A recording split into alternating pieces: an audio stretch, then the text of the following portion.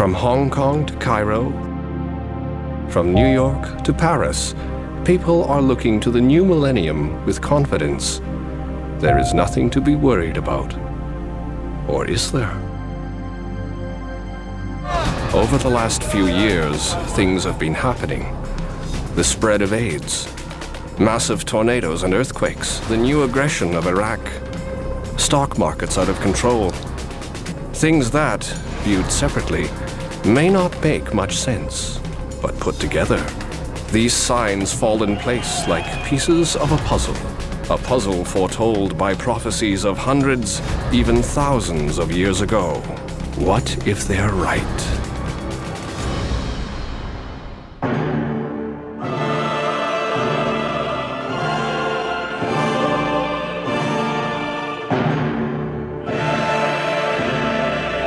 For nation will rise against nation, and kingdom against kingdom,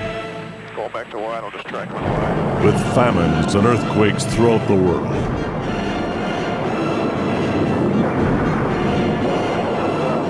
The Red Army is on full alert.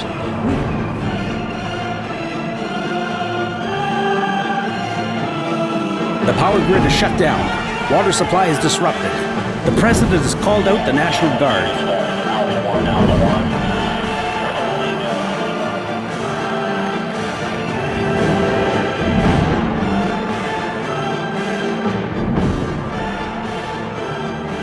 We thought we could look forward to a long-term peace, a prosperous global economy of the New World Order. So what about these prophecies of coming disasters? What did these prophets know that we don't?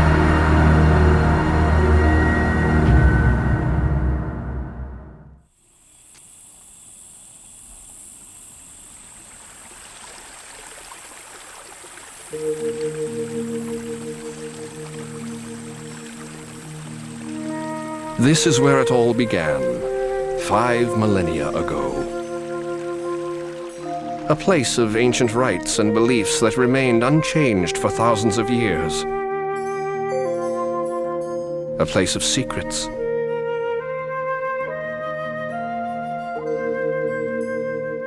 No one quite knows the meaning of the Sphinx, nor do we know how the Egyptians could build their massive pyramids in so perfect and complex a form. The largest of the pyramids is dedicated to Cheops, or Khufu.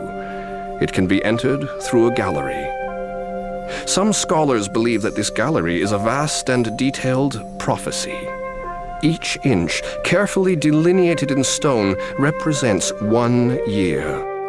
The hieroglyphics describe individual events, which some suggest include the birth of Christ and 2 major world wars. Just before the king's chamber, this amazing timeline comes to an end. The last date is 2001. Human civilization ends. Why, we don't know.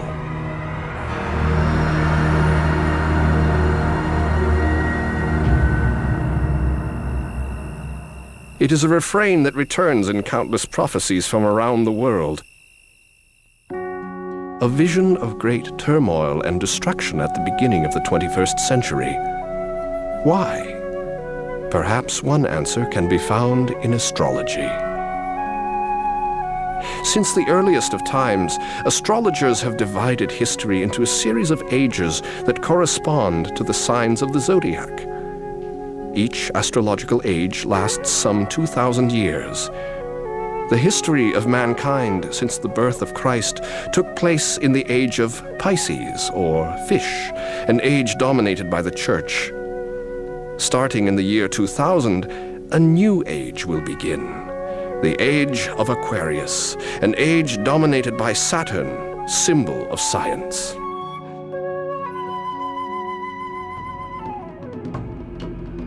The Incas and Mayas were masters in astrology. Some believe that the Inca shrine in Machu Picchu, first discovered in 1991, serves as a giant observatory.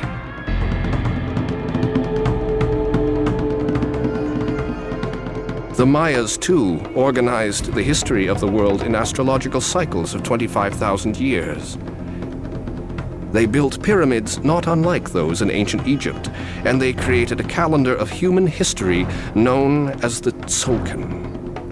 It predicts a major catastrophe in the early part of the third millennium in the year 2012. The world shall rock to and fro. The white man will battle people in other lands, people who possess the first light of wisdom.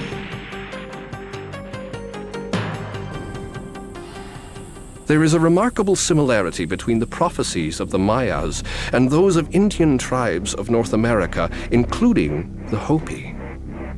All believe that the rhythm of life and the cycles of nature are fully intertwined. But materialism and the pace of modern science have ruptured this intimate link. We have lost touch with the cosmic forces that created us to begin with. Man and the earth are on a collision course.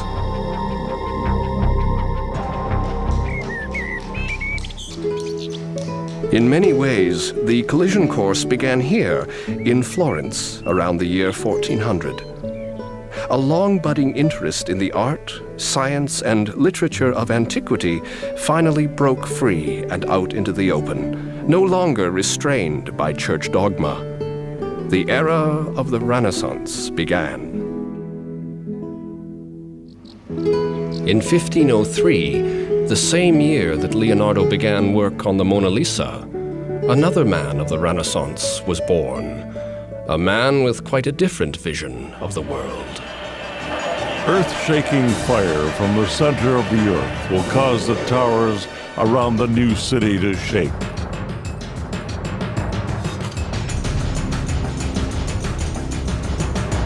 Natural disasters, floods and hurricanes, turmoil and war, a world out of joint. This would be the legacy of a Renaissance man named Michel de Nostradamus, or Nostradamus, a man soon praised and reviled the world over. Michel came from a well-to-do family in a small town in the French Provence. He was educated in Avignon and later in Montpellier, where he studied medicine. He became a physician, but remained passionately devoted to astrology, a science which, in the early 16th century, was still considered heresy by the church.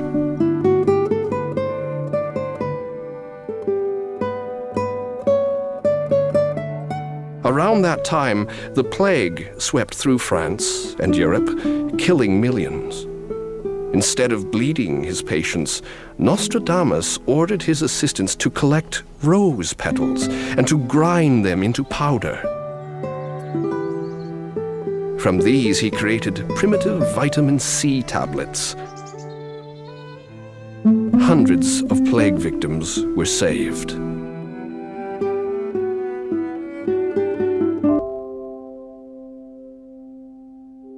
But Nostradamus had a unique gift. He actually saw visions. Visions which, starting in 1552, he began to record in a set of books known as the Centuries. That in itself wasn't exceptional. The Middle Ages were full of prophets, magicians, and soothsayers. But Nostradamus was different. His prophecies actually came true. One day, Nostradamus had a vision of the French king, Henry II, in a joust.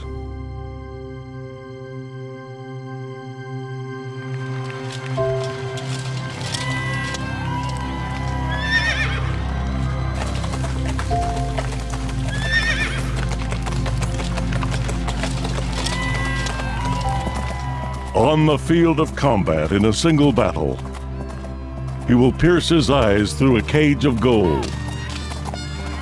2 wounds made 1. Then he dies a cruel death. 3 years after Nostradamus committed his vision to paper, the book was brought to the attention of Catherine de' Medici, the Queen of France. A Florentine of the ruling house of the Medici, she hated the cold weather and damp castles of the French. What's more, Henry II ignored her in favor of other, more pliant ladies at the court. Still, she did warn the king not to ride in a joust. He laughed it off. The next great tournament was held near Paris in the spring of 1559.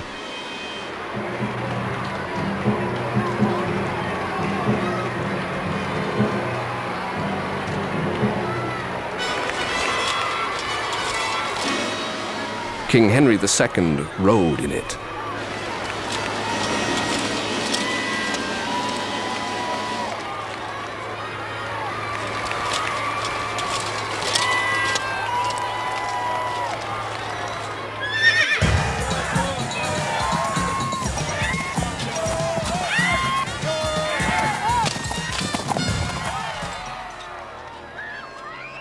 Then he dies a cruel death. The death of King Henry left Catherine as the absolute ruler of France. She rewarded Nostradamus by granting him protection for life. His fame spread throughout France and across Europe.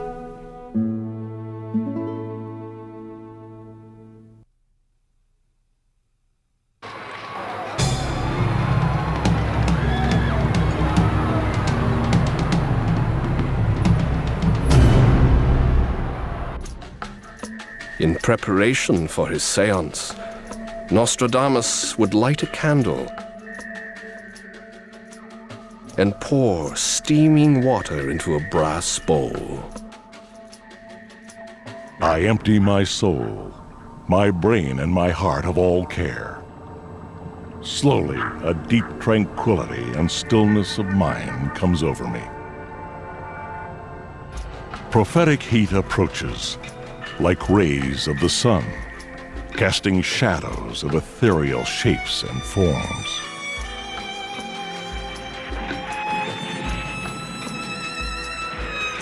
Then comes the clouded vision of great and terrible events, sad and plentiful, human exploits of catastrophic proportions.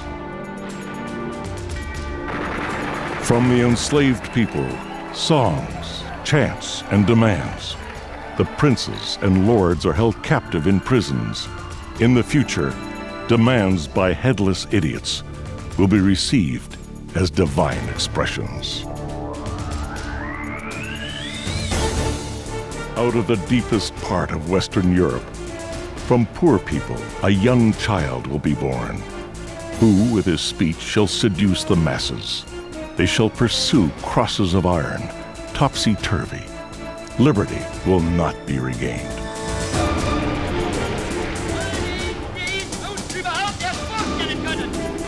Roman power will be debased, following in the footsteps of its great neighbor. Secret and civil hatreds and conflict will stop the folly of the buffoon. The fortress of the besieged will be pounded to its depths by explosives. The traitor will be entombed alive. Never did such a pitiful division come about.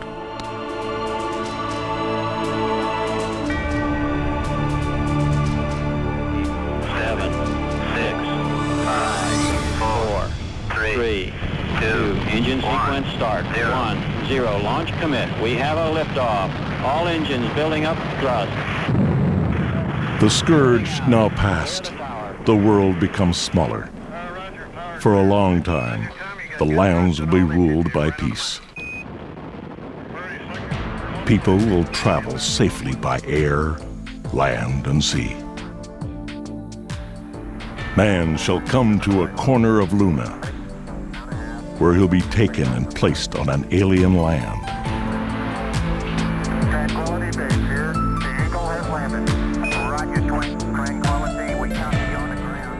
Nostradamus was very concerned with the future of the papacy in Rome. A 12th century Irish priest named Malachi once had a vision. He saw the entire succession of 112 popes pass before his eyes. He wrote his vision down. Up to now, all of his predictions have come true.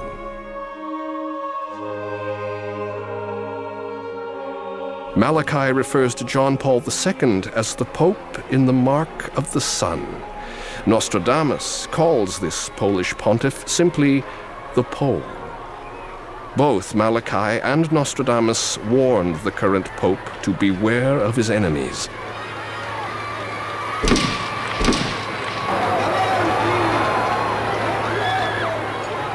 Both believed there is more turmoil ahead for the future popes in Rome.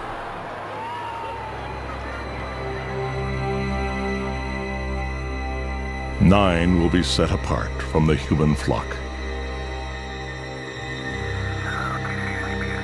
Separated from judgment and counsel, their fate will be determined on departure.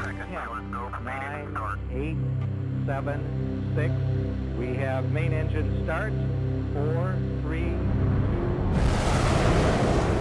And liftoff.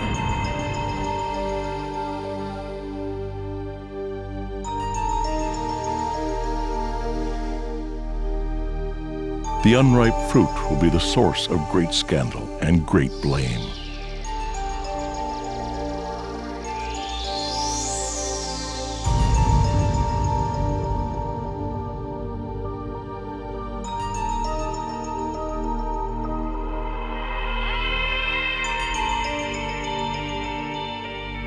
Until recently, most Nostradamus scholars struggled with verse 32 of the fourth book of the Centuries.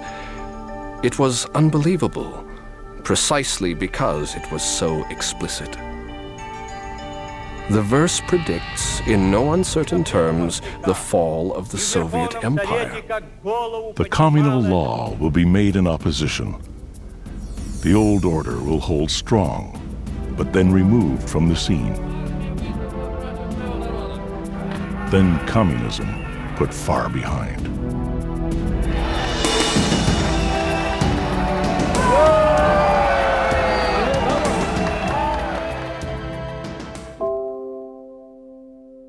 After this prediction came true, Nostradamus and his visions of the future gained a whole new meaning. They could no longer be dismissed. What does this mean for us? Could a medieval doctor from the Provence be right about great turmoil just on the horizon?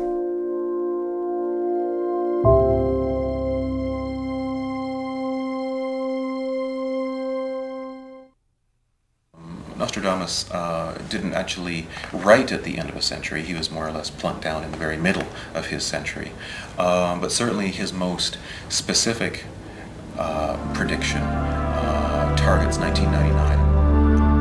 When Saturn is in Aquarius and Sagittarius is ascendant, disease and pestilence as the century approaches renewal. Most modern scholars have tried to link the prophecy of pestilence to the rapid growth of AIDS. AIDS, like the plague in the days of Nostradamus, is still spreading, particularly in Africa. Modern science is powerless to stop it. Millions more will die before a cure can be found. And yet, the vision of a great pestilence may have a very different meaning. In the 1980s, a virus called Michelangelo caused havoc with computers. In 1999, the Melissa virus created even greater damage, thanks to the far-flung reach of the internet.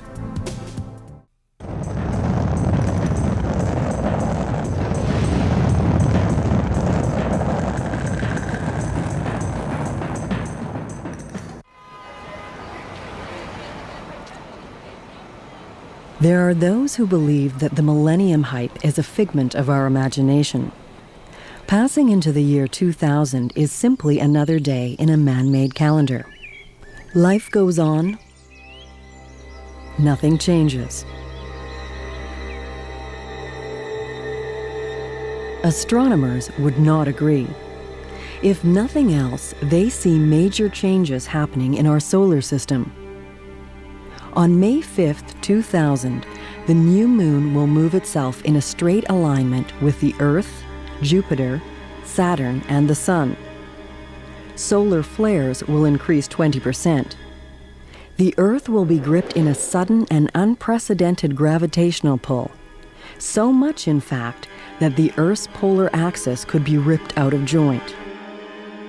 The American visionary, Edgar Cayce, prophesied that this event would lead to a string of unprecedented natural disasters.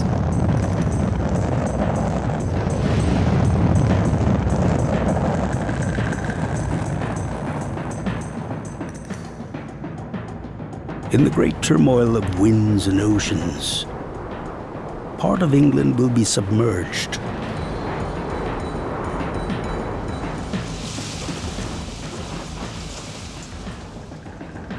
New York, Los Angeles, and San Francisco will be destroyed.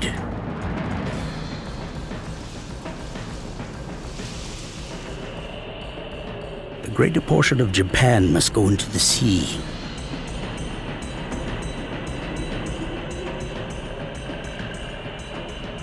Northern Europe will be changed, as in the twinkling of an eye. Nostradamus also described a major disaster around Easter of 2000, precisely when the alignment of the planets is scheduled to occur.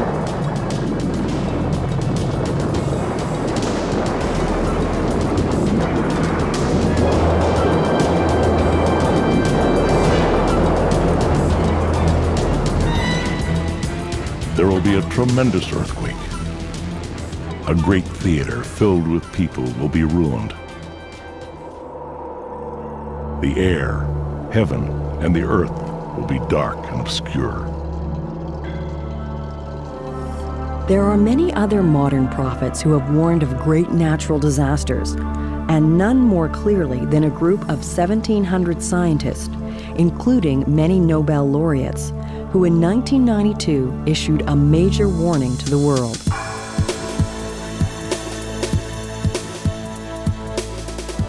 First, they warned that our freshwater tables are sinking. 40% of the world population faces long-term drought. For the other half, drinking water is slowly dwindling by the steady poisoning of rivers and streams.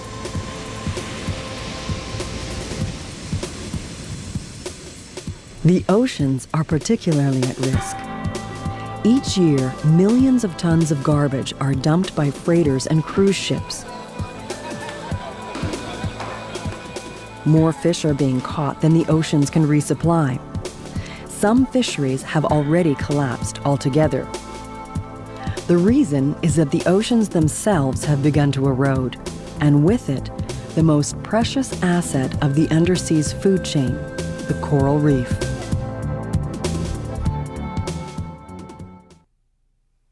Coral reef is one of the richest environments. The variety of life there is fantastic. And we discovered too that there's a tremendous treasure in biochemistry there. All sorts of strange chemicals that the creatures of the reef produce. Many of them have great medical value. When Arthur C. Clarke first came to Sri Lanka in 1963, the reefs were full of tropical fish, and the corals were alive. Now when you go back many of these areas now, I call them coral cemeteries. The coral is bleached and white. There are very few fish. Much of it is now a disaster area.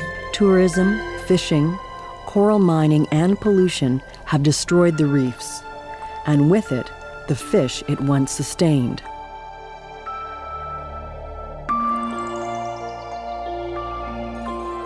It is a story that is being repeated around the world, from Jamaica to Egypt, from Tahiti to the Florida Keys. The food banks of the coral reefs are dying, putting the entire ecosystem of the oceans at risk.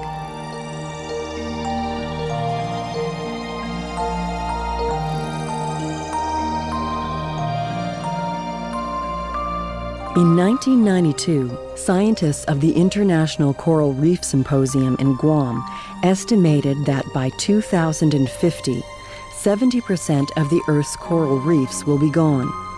Human-induced pollution, dumping, and tourism is one factor. Another is fishing. For many years, fishermen in Hong Kong, Taiwan, and Singapore dumped cyanide poison to stun and capture large fish. The cyanide was left to settle and kill all life on the bottom.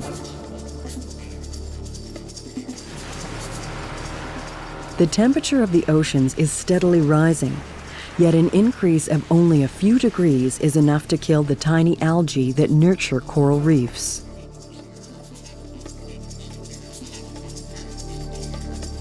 Action is needed now, on a global scale, if we want to avert disaster. So it's like the rainforest. We're destroying something which is a treasure house, which could be used for the benefit of all mankind if we discover it in time before we destroy it. We never get food from the space, no. We get food from the earth, you know. Indian people says Mother Earth. I think that's a good name. The earth is just like mother.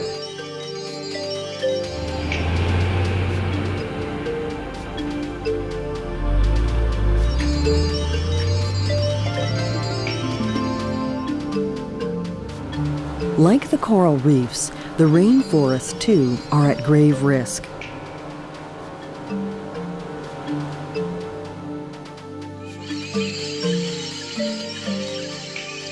Each minute, 30 acres of rainforest are destroyed. By the end of each day, some 100 square miles of oxygen-breathing forest are gone forever. At this rate, most of the tropical rainforest will be gone before the end of the next century. The net result of this ecological erosion is an alarming loss of species. By the year 2100, 1/3 of all the Earth's species will be gone. At the same time, the total world population of 5 billion will double or even triple. If this prophecy holds true, then by the end of the next century, twice as many people will be fighting for half the available amount of water and food supplies.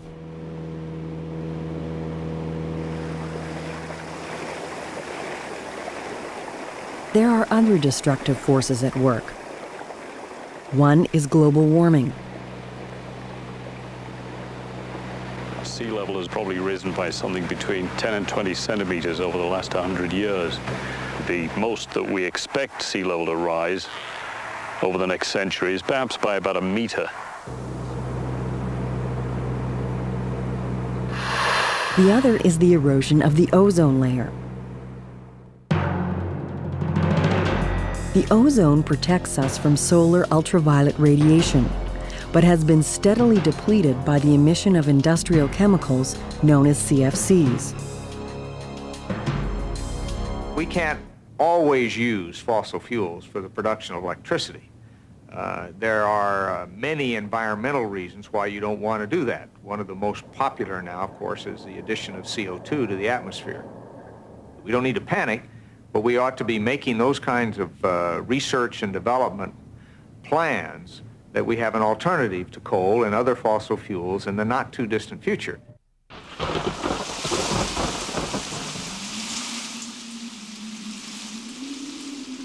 El Niño is partly caused by the pollution of our oceans and our air. The El Niño season of 97-98 caused billions of dollars worth of damage. Got one now and it's going down. It's on the ground. On the ground.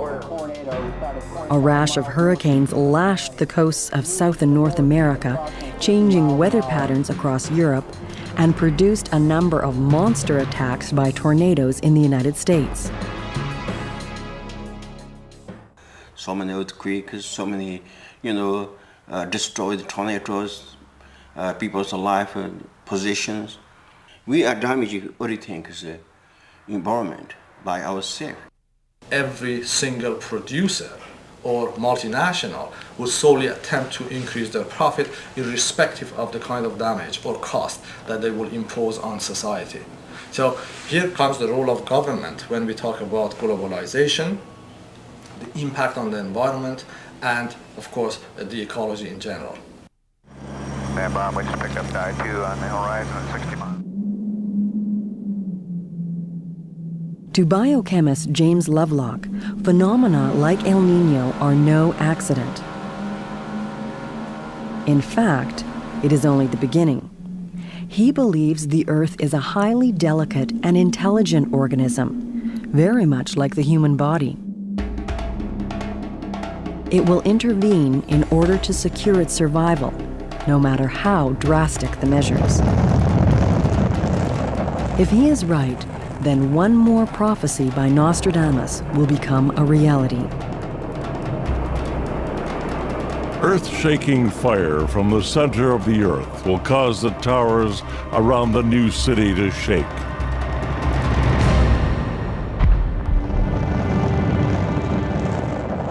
War, man's ultimate peril. As if the threat to our ecosystem weren't enough, mankind continues to build the weapons to destroy Earth many times over. And as some prophets believe, the first signs of a coming thermonuclear war are already visible today.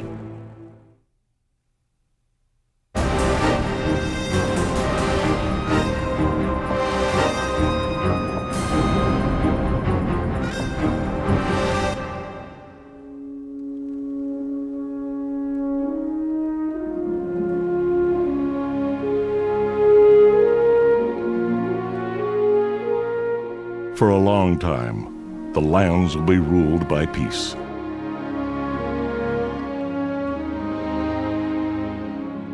People will travel safely by air, land, and sea.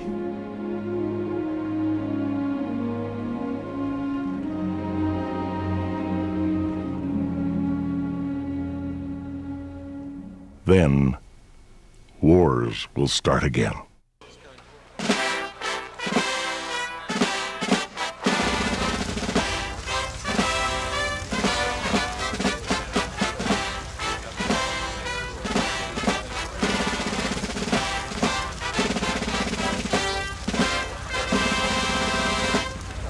От имени народа и правительства СССР я заверяю всех американцев, что мы искренне стремимся к улучшению наших отношений.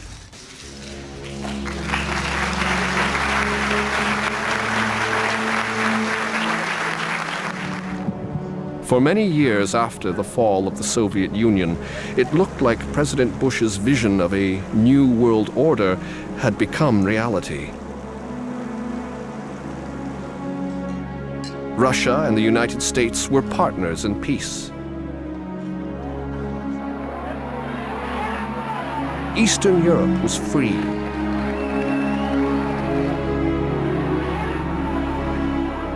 South Africa elected a black president. Even China, the only major communist power on earth, embraced Western trade and investments with open arms. Then, starting in 1998, the great new order started to crumble. Russia's economy collapsed. India and Pakistan, free from superpower restraints, escalated a nuclear arms race. Now armed with nuclear missiles, they once again came to blows over the province of Kashmir. Iraqi President Saddam Hussein announced he would no longer cooperate with UN weapons inspectors.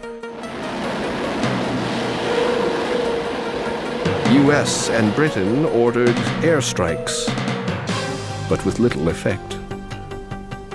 Yugoslav President Milosevic launched an all-out war against ethnic Albanians in the Serbian province of Kosovo. NATO responded with a devastating air war, which deeply upset relations between Russia and the United States. To make matters worse, the US mistakenly bombed the Chinese embassy in Belgrade. China was furious. Then, a congressional investigation concluded that China had stolen highly classified secrets of no less than 7 American nuclear warheads.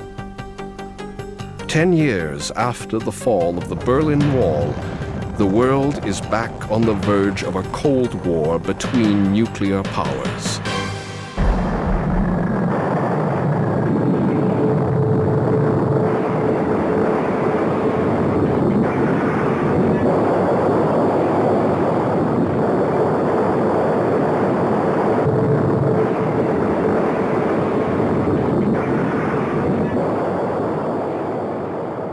Armageddon, the great clash of the apocalypse. All prophecies have spoken of a last and decisive battle of the worlds. One such man was a convict named John.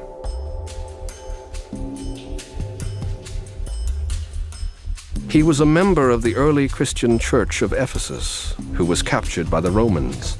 The big question among scholars and Christians, of course, is which John, or who is this John? Many people assume that since John is such a popular Christian name, that the author of this book, who does call himself John, must be the same as the apostle named John, the son of Zebedee, to whom the 4th Gospel is attributed, as well as the so-called letters of John. But these days, most scholars realize that the style of the book of Revelation is so different from the Gospel and the letters that they are most likely not written by the same person. John was sentenced to the stone quarries of Patmos, just off the coast of today's Turkey. At Patmos, John began to have visions of the end of the world. He saw a book enclosed by 7 seals. Each seal reveals a new phase of the apocalypse. The breaking of the 7th seal brings forth an army of 200 million soldiers that will kill 1/3 of the world's population. They killed with sword, famine, and pestilence. Demon spirits went abroad to assemble the kings of the world for battle on the great day of God the Almighty, in a place called Armageddon. We are living in an era where we grew up with science fiction movies. And so somebody who wants to make that kind of an apocalyptic good versus evil movie, as George Lucas did, we have him using spaceships and lightsabers and all sorts of other, contraptions that we're used to seeing from our sci-fi literature and sci-fi movies. Well, in the 1st century, in order to describe this struggle between good and evil, of course they made use of the symbols that were available in their own day and age, in their own repertoire. And so we find swords and trumpets and horses and plagues and all sorts of other images that we might find very strange, but would have been completely and totally understandable to people of the 1st century when they're reading this. In a place called Armageddon. The choice of Armageddon, or Megiddo, was no accident. Since the days of the Egyptian Empire, Megiddo had been the battlefield of the Middle East. Edgar Cayce, too, believes that the last great war would erupt in the Middle East. In Libya, and in Egypt, in Ankara, and in Syria, through the straits around those areas above Australia, in the Indian Ocean and the Persian Gulf. And so does Nostradamus. With breathtaking accuracy, Nostradamus describes exactly how the events of the last 27 years, beginning in 1979, will propel us to World War III.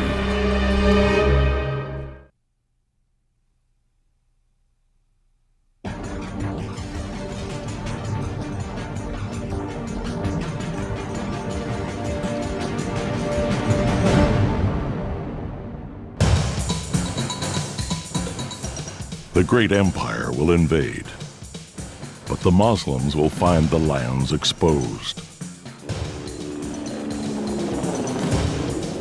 the old law of Islam will decline, and another more seductive one will rise.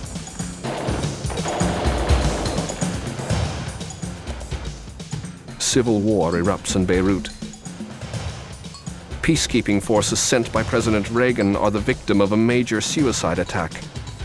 The cruel sect of the Muslims will come, hiding weapons under their robes, sending ahead clever men without laws.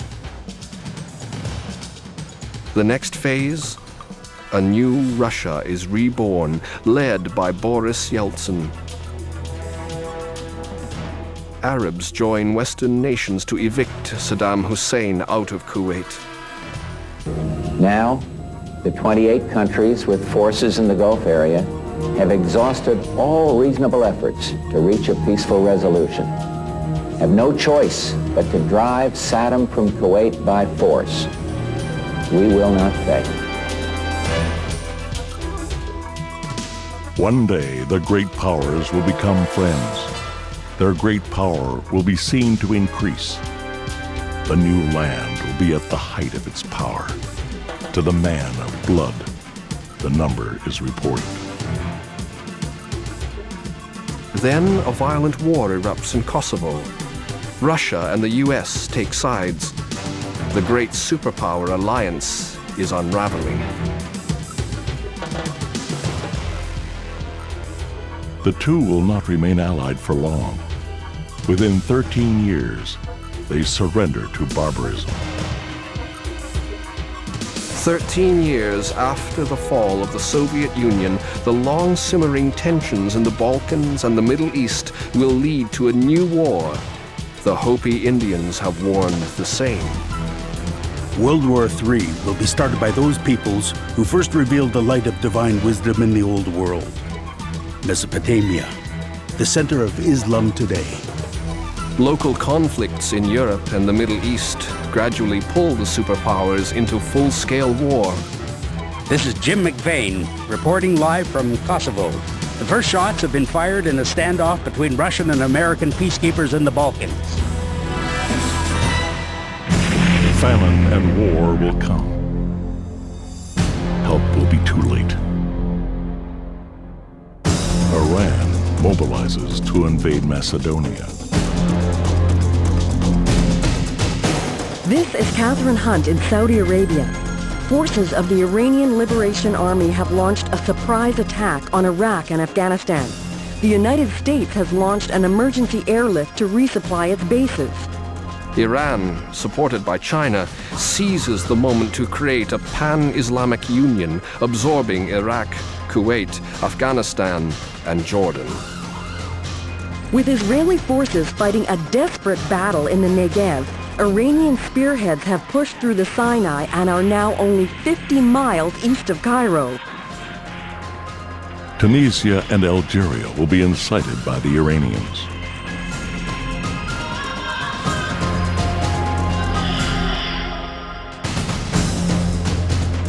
Moscow is calm again after last night's bloody takeover by Russian nationalists. The Red Army is on full alert. We have reports of major troop movements towards the border with Poland and Hungary.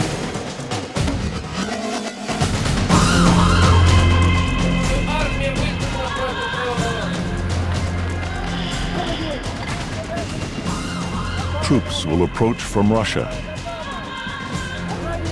The destroyer will ruin the ancient city. Italy will be destroyed.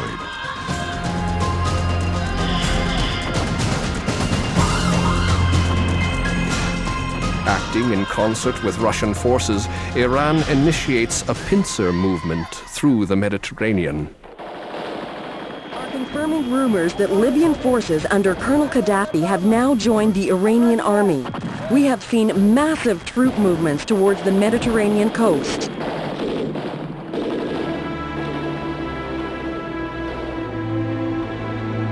Good evening.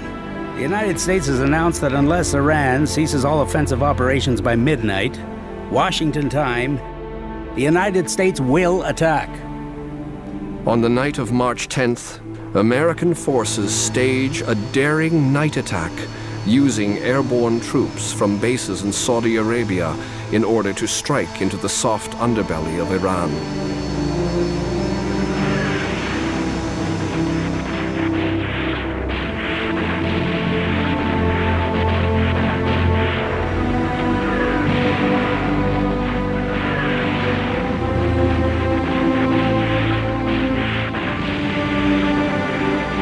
By early dawn, the U.S. forces have captured the southernmost provinces of Iraq and Iran. The Iranian occupation army in Europe is forced to turn back and meet the threat in the Middle East. The two armies meet in the middle in the ancient battlefield of Megiddo, in the heart of Israel, just as John of Patmos had prophesied.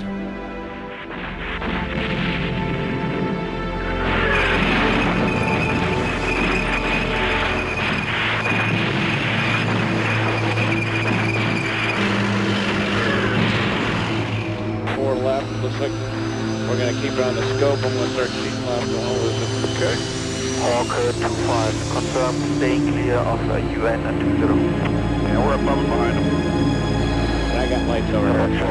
Fully fitted. Okay. Zero problem. Going back to wide on this track when wide. In all, the war will last 3 years and 7 months. Victory, says Nostradamus, will go to a man born on American soil. It is the last major war in human history.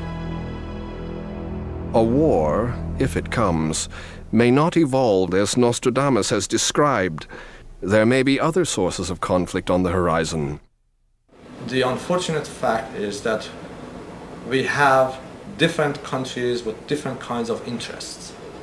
And those interests are going to vary, and those variations will lead to different kind of cycles in politics, history, economics, and so on.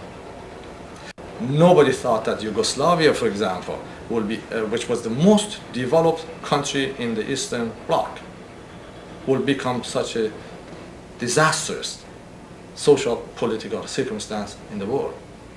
So it will happen. It will continue to happen, in my view. Many scholars agree that the role of China is crucial. China today resembles the Soviet Union immediately after World War II. With its vast population and landmass, it has tremendous resources at its disposal. It can use these assets to become a prosperous member of the world community, or embark on a vast arms race to try to match its perceived adversaries, including the United States. The age of Pisces will soon be over. The age of Aquarius is upon us. It can be an age of great turmoil, or an age of peace and harmony. Long term, we have to accept the fact that the Earth's resources are finite, that we are destroying those very resources that have nurtured life for thousands of years. We must, for example, move away from fossil fuels to more benign, inexhaustible energy sources. This will also cut greenhouse gas emissions and the pollution of our air and water. And if we want to live on this planet, then we all better get on board. We're going to have to, recycling is a small part. Learning what the dangers are and be willing to suffer the consequences in order to make the world a better place. To do without power, if that's what it takes. To do with less water, if that's what it takes.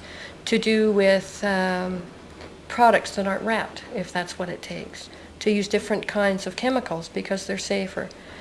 To put our energies into rebuilding the world, the natural world, instead of rebuilding industry or spending profit and so on. Oil is now still abundant in supply. Oil is cheap. The use is easy. And to add to that, there are many multinationals whose profits depend on the sale of oil in the international market. All nations must work together in making more efficient use of energy, water, and other materials, including expansion of conservation and recycling. If we don't take these steps on a global basis, our own children will not be able to have the carefree life that we enjoy today.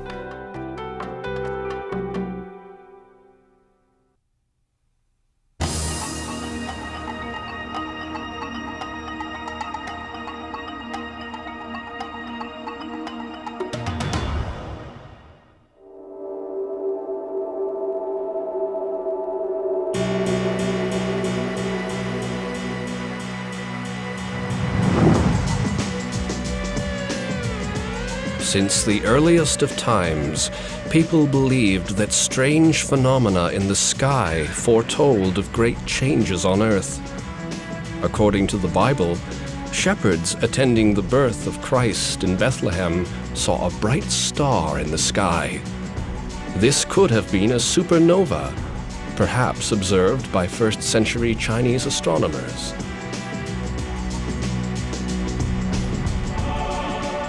The Millennium Tapestry of Bayeux shows people in awe of a large, streaking comet.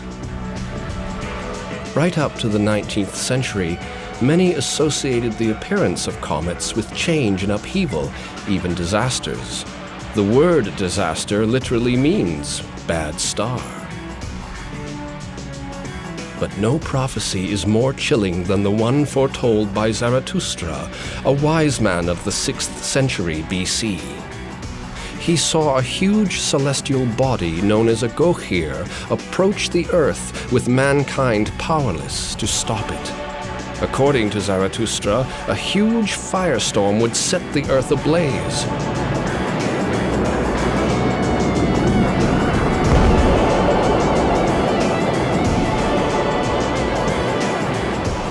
Because of their appearing essentially out of the blue with no warning, these are more or less the stealth bombers of the solar system world. They're there if they are in a Earth approaching or Earth crossing orbit. They could be something very serious in terms of any type of mitigation. We would not have much lead time.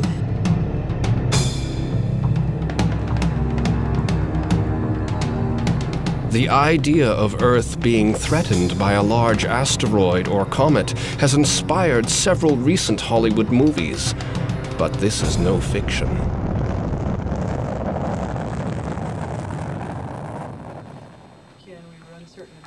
Only in recent years, with new detection techniques, have we discovered just how many asteroids and comets are streaking through our galaxy and our solar system. Comets are probably the most numerous objects within our solar system. There's billions and billions of comets on the very edge of our solar system, some 40 times or 1,000 times further out than Pluto's orbit. Most of them are small relative to the planets, but they're extremely numerous, and it's only when they come into the inner solar system that we begin to see them. We think there are between 1,000 and 2,000 of these larger near-Earth asteroids out there, but we have actually discovered only 150 of them. And so we need to mount a comprehensive search to find the others, track their orbits, and see if any pose a danger to the Earth. The fact that the average interval between impacts is long doesn't mean that the risk is any less. The dinosaurs, one day before the asteroid that struck the Earth and led to their extinction, could have made the same statement, that such things didn't happen except at intervals of millions of years. Nevertheless, it hit the next year. There could be one of these killer asteroids on the way toward the Earth right now. The sheer violence of a comet impact was brought uncomfortably close to home in 1994 when small pieces of a comet known as Shoemaker-Levy slammed into the planet Jupiter. The impacts produced explosions many thousands of miles high and left deep scars on the planet.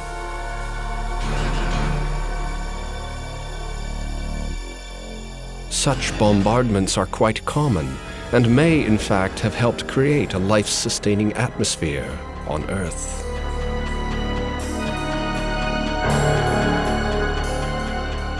additional cometary impacts supplied the Earth with carbon-based molecules, water, methane, ammonia, a lot of the volatiles that are required for life to form. It would be ironic indeed if a comet, the messenger of life on Earth, would also be responsible for wiping out that same life in the blink of an eye. With mankind slowly coming to grips with the real danger of such an event, NASA and other agencies are trying to develop ways to avert the Zarathustra scenario by developing technology to deflect or destroy the comet before impact.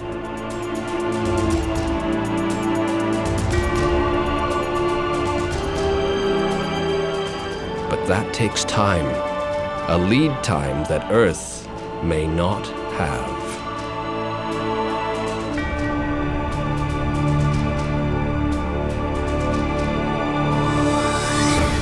There are lots of opportunities for asteroid or comet impacts on the Earth. When you ask yourself, when will it happen? We don't know. We don't have a clue. It could happen tomorrow, it could happen 100 million years from now. About the real answer, the only real answer we can give you is that it's happened before, and so it will happen again. Zarathustra placed this terrible event some 3,000 years in the future, or shortly after the year 2000.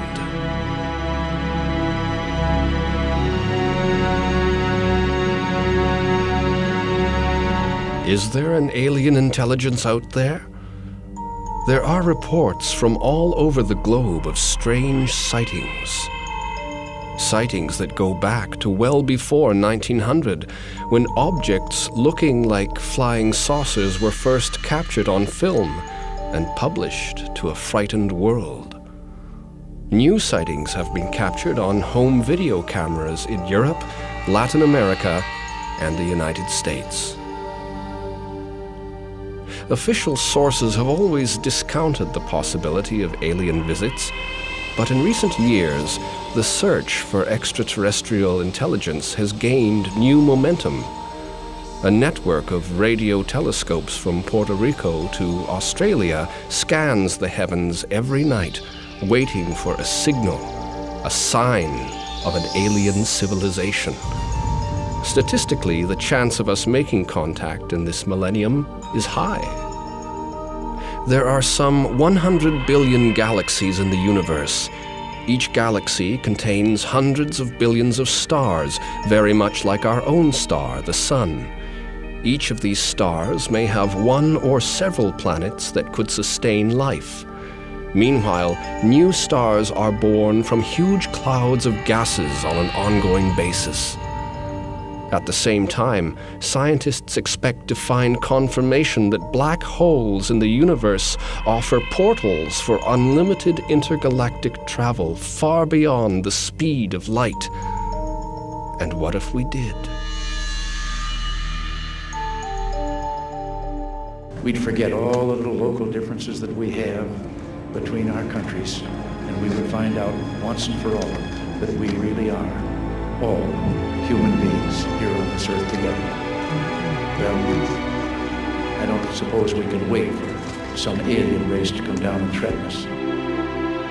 It is possible that in the century to come, we will finally make contact with an alien source of intelligence. So there's bound to be somebody out there. And really, the answer to the question, is there anyone out there, has profound meaning whichever the answer is. If the answer is one, it imposes a crushing uniqueness on humanity. It says we really need to take care of ourselves because we are the only one. And if the answer is 10,000 or 10 million, it's still uniquely profound because it then says we're not alone. There are others out there. There are other civilizations that have had to meet and solve the problems that we're facing today. So if they can do it, we can do it. And so there is a hope and there is a chance for our survival. Such an encounter with a species vastly superior to ours would make us see the futility of armed conflict. It would help us realize the fragility and uniqueness of our planet. It would inspire us to take better care of what we still have today.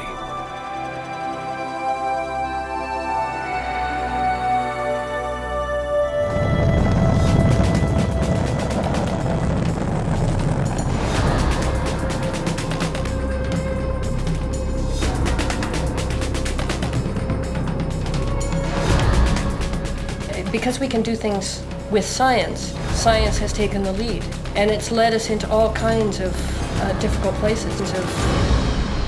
A child can be born and have a biological mother, a birth mother, the mother who actually gave birth, who might be different than the biological mother, can have a biological father, can have a social mother, a social father. You know, the lawyer could be the actual parent, or the doctor could be the parent.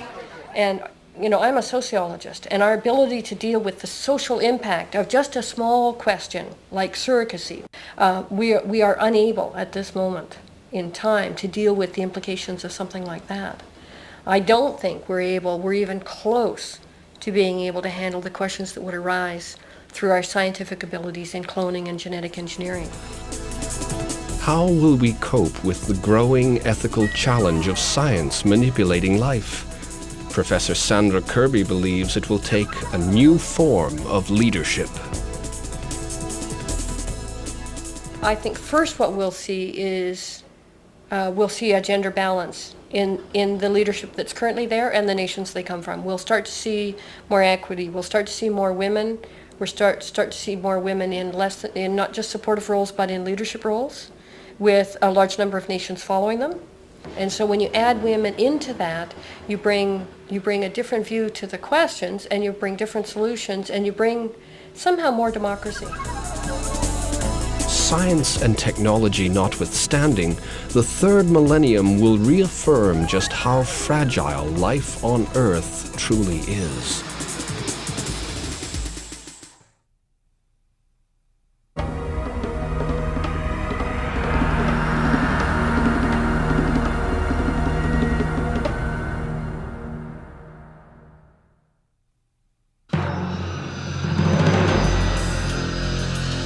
So much is riding on the shoulders of the new generation. Will they be able to cope with the accelerating pace of scientific and technological change, propelling us forward with ever greater speed to an uncertain future? And will they be able to make our planet a better place in the process?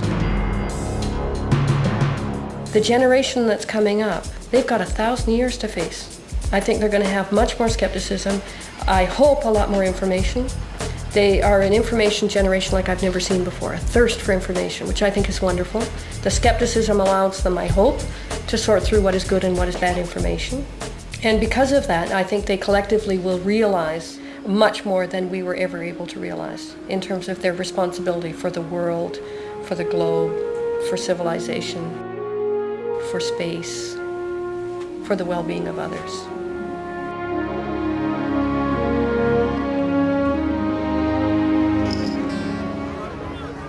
Gautama the Buddha, founder of the Buddhist faith, believed that every 25 centuries the great wheel of Dharma is turned afresh to help man reach a deeper consciousness.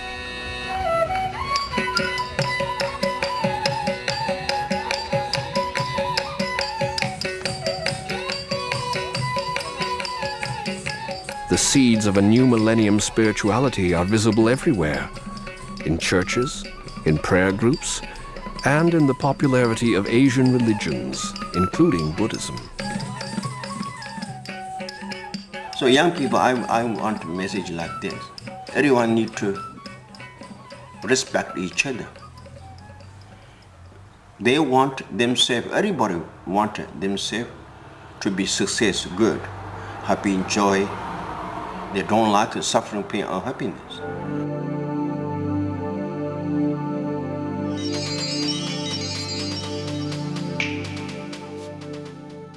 And the speech is also try to make speech benefit for the others.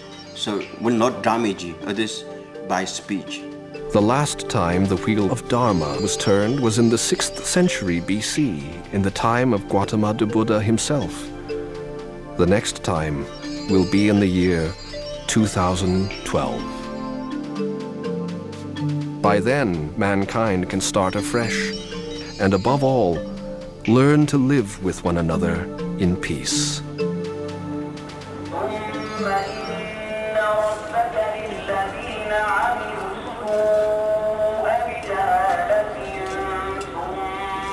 People's fundamental values are changing. I think intolerance is out and tolerance is in. I think openness is in. The promise for us is our ability to work together and to understand each other. It's not to be separate and to step one on the other, to be the first one to the top of the pyramid. That kind of thinking is now almost passé. The world, the global village, is a small place. Because we are social beings as well. We somehow need a community of other people, or we certainly have a lot that we could offer to other people. Whether you call that your church or your synagogue or your mosque, a community of other people with whom you can share your faith, and not necessarily in opposition to those who believe otherwise.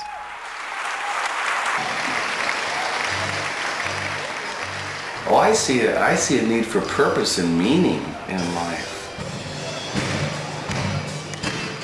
There's tensions between legals and illegals. There's tensions between Spanish-speaking and bilinguals. There's tension between gays coming, or old people leaving, or new people, whatever. And I thought, God, isn't this wonderful? The Jews and Gentiles. You know, the tax collectors and the Christians, the Pharisees and the other nuts, the other people of religion, you know, all getting together and growing. Build that house into a home. Empower people to be comfortable with themselves and to see the power of their person.